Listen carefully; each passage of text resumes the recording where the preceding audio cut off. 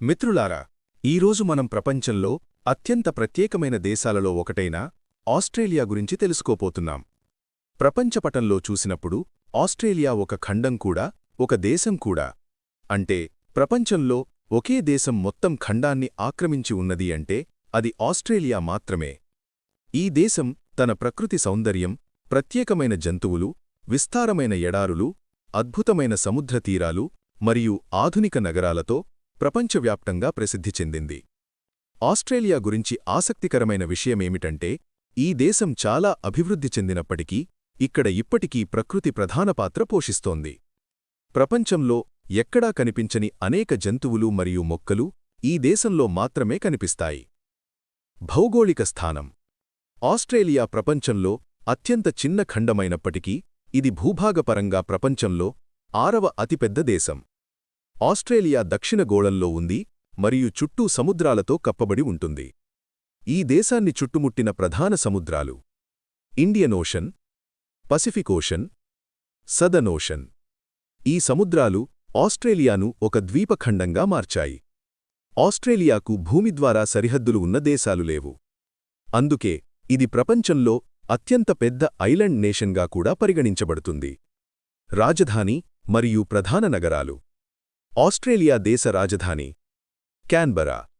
చాలామంది పొరపాటున సిడ్నీ లేదా మెల్బోర్న్ రాజధాని అని అనుకుంటారు, కాని నిజానికి రాజధాని క్యాన్బరా. ఈ నగరం ప్రత్యేకంగా ప్రభుత్వం మరియు రాజకీయ వ్యవస్థ కోసం రూపొందించబడింది. ఆస్ట్రేలియాలో ప్రముఖ నగరాలు. సిడ్నీ ప్రపంచ ప్రసిద్ధి చెందిన నగరం. మెల్బోర్న్ సాంస్కృతిక కేంద్రం. బ్రిస్బేన్ వేగంగా అభివృద్ధి చెందుతున్న నగరం.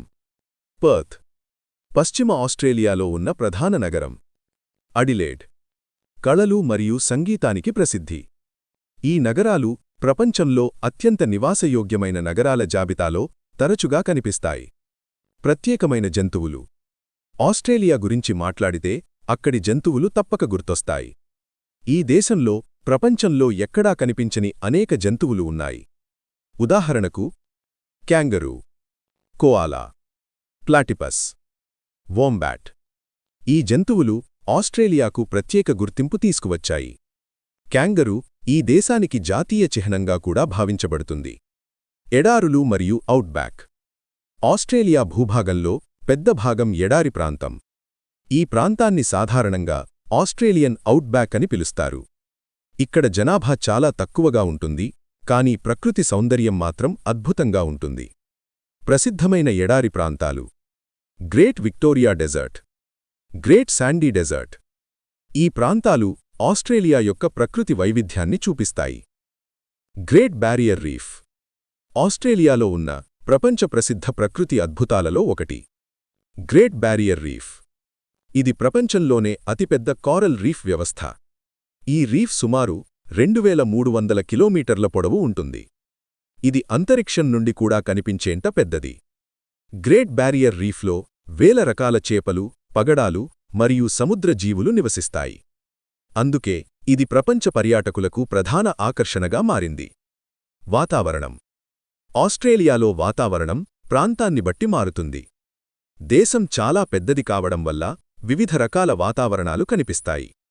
ఉదాహరణకు ఉత్తర ప్రాంతాలలో ఉష్ణమండల వాతావరణం, మధ్య ప్రాంతాలలో ఎడారి వాతావరణం, దక్షిణ ప్రాంతాలలో చల్లని వాతావరణం. ఈ కారణంగా ఆస్ట్రేలియాలో ప్రకృతి వైవిధ్యం చాలా ఎక్కువగా కనిపిస్తుంది. జనాభా. ఆస్ట్రేలియా జనాభా సుమారు 26 మిలియన్ మంది. ఇది భూభాగానికి పోలిస్తే చాలా తక్కువ. జనాభాలో ఎక్కువ మంది తీరప్రాంత నగరాలలో నివసిస్తారు. ప్రధాన భాష ఇంగ్లీష్. కాని ఈ దేశం ఒక మల్టీకల్చరల్ సొసైటీ. ప్రపంచంలోని అనేక దేశాల నుంచి వచ్చిన ప్రజలు ఇక్కడ నివసిస్తున్నారు. ప్రత్యేకంగా ఇండియా, చైనా, యునైటెడ్ కింగ్డమ్ మరియు న్యూజిలాండ్ నుంచి వచ్చిన ప్రజలు ఆస్ట్రేలియాలో పెద్ద సంఖ్యలో ఉన్నారు. అబారిజినల్ ప్రజలు. ఆస్ట్రేలియా యొక్క అసలు నివాసులు అబారిజినల్ ఆస్ట్రేలియన్స్. శాస్త్రవేత్తల పరిశోధనల ప్రకారం ఈ ప్రజలు సుమారు 65,000 సంవత్సరాల క్రితం ఆస్ట్రేలియా ఖండానికి వచ్చి ఇక్కడ నివసించడం ప్రారంభించారు. ఇది ప్రపంచంలోనే అత్యంత పురాతన నిరంతర సంస్కృతులలో ఒకటి. అబారిజినల్ ప్రజలు ప్రకృతితో చాలా దగ్గరగా జీవించేవారు. వారు అడవులను, నదులను, పర్వతాలను మరియు జంతువులను పవిత్రంగా భావించేవారు. వారి జీవన విధానం పూర్తిగా ప్రకృతి ఆధారంగా ఉండేది. అబోరిజినల్ సంస్కృతి. అబోరిజినల్ సంస్కృతి చాలా ప్రత్యేకమైనది. వారి సంప్రదాయాలలో ముఖ్యమైనవి గుహ చిత్రాలు, సంప్రదాయ సంగీతం, కథల ద్వారా చరిత్ర చెప్పడం, ప్రకృతిని గౌరవించడం. ఆస్ట్రేలియాలో అనేక ప్రదేశాలలో ఇప్పటికీ వేల సంవత్సరాల పాత గుహ చిత్రాలు కనిపిస్తాయి. ఉదాహరణకు క్యాకడూ నేషనల్ పార్క్. ఇక్కడ ఉన్న రాక్ ఆర్ట్ వరల్డ్ హెరిటేజ్ సంపదగా గుర్తించబడింది. డ్రీమ్ టైమ్ విశ్వాసం. అబోరిజినల్ ప్రజల ఆధ్యాత్మిక విశ్వాసాన్ని డ్రీమ్ టైమ్ అని పిలుస్తారు. డ్రీమ్ టైమ్ కథల ప్రకారం వేలాది మంది ఆస్ట్రేలియన్ సైనికులు యుద్ధానికి వెళ్లారు. ఈ యుద్ధంలో జరిగిన ఒక ముఖ్యమైన సంఘటన గ్యాలిపులీ క్యాంపెయిన్. ఈ యుద్ధంలో ఆస్ట్రేలియా మరియు న్యూజిలాండ్ సైనికులు కలిసి పోరాడారు. ఈ సంఘటన ఆస్ట్రేలియా జాతీయ చరిత్రలో ఒక ముఖ్యమైన ఘట్టంగా గుర్తించబడింది. ప్రతి సంవత్సరం ఏప్రిల్ 25న ANZA డేగా జరుపుకుంటారు. ఇది యుద్ధంలో ప్రాణాలు కోల్పోయిన సైనికులను స్మరించుకునే రోజు. తరువాత ప్రపంచంలో మరో పెద్ద యుద్ధం జరిగింది. అది వరల్డ్ వార్ II. ఈ యుద్ధంలో కూడా ఆస్ట్రేలియా మిత్రదేశాల తరపున పాల్గొంది. ఈ సమయంలో జపాన్ దాడి భయం కూడా ఆస్ట్రేలియాకు ఎదురైంది. ముఖ్యంగా డార్విన్పై జపాన్ బాంబు దాడులు జరిగాయి. ఈ సంఘటన ఆస్ట్రేలియా భద్రతా విధానాలను మార్చింది.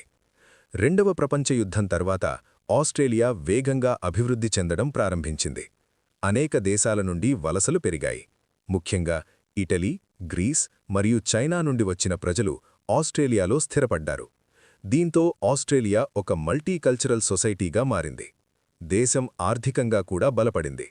ఖనిజ సంపద, వ్యవసాయం మరియు పరిశ్రమలు అభివృద్ధి చెందాయి. 20వ శతాబ్దం చివరలో ఆస్ట్రేలియా ప్రపంచంలో అత్యంత అభివృద్ధి చెందిన దేశాలలో ఒకటిగా మారింది. ప్రజల జీవన ప్రమాణాలు చాలా మెరుగుపడ్డాయి. విద్య, వైద్యం మరియు మౌలిక సదుపాయాలు అభివృద్ధి చెందాయి. అలాగే ఆస్ట్రేలియా అంతర్జాతీయ రాజకీయాలలో కూడా ముఖ్యమైన పాత్ర పోషించడం ప్రారంభించింది. ఏషియా పెసిఫిక్ ప్రాంతంలో ఇది ఒక ముఖ్యమైన శక్తిగా గుర్తించబడింది.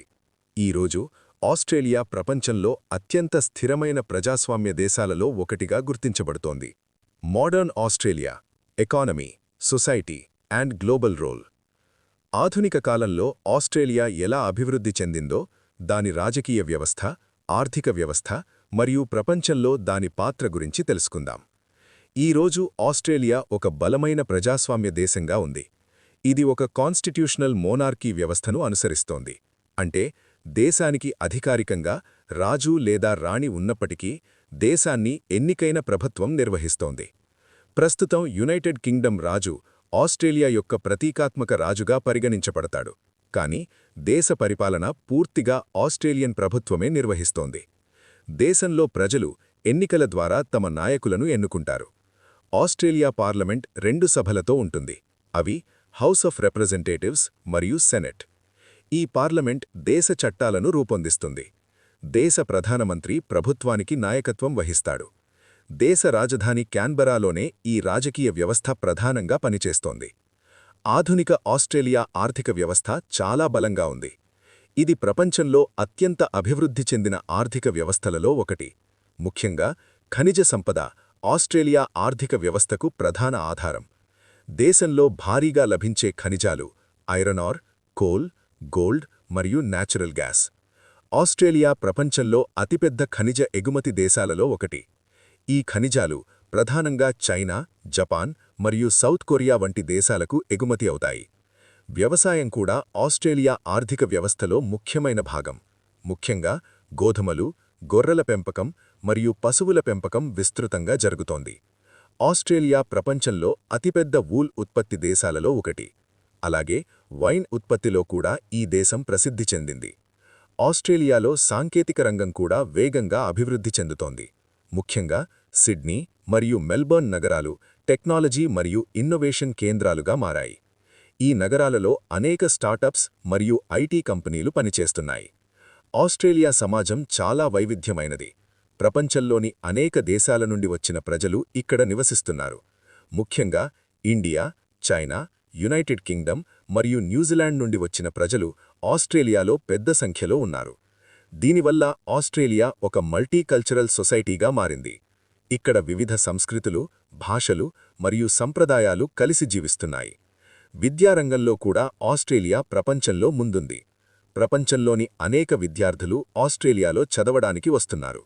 ముఖ్యంగా మెల్బర్న్ మరియు సిడ్నీ నగరాలలో ఉన్న విశ్వవిద్యాలయాలు ప్రపంచంలో అత్యుత్తమంగా గుర్తించబడ్డాయి. విద్యార్థులకు మంచి అవకాశాలు ఉండటం వల్ల అంతర్జాతీయ విద్యార్థులు ఎక్కువగా ఇక్కడ చదువుతున్నారు. పర్యాటకం కూడా ఆస్ట్రేలియా ఆర్థిక వ్యవస్థలో ఒక ముఖ్యమైన రంగం. ప్రపంచం నలుమూలల నుండి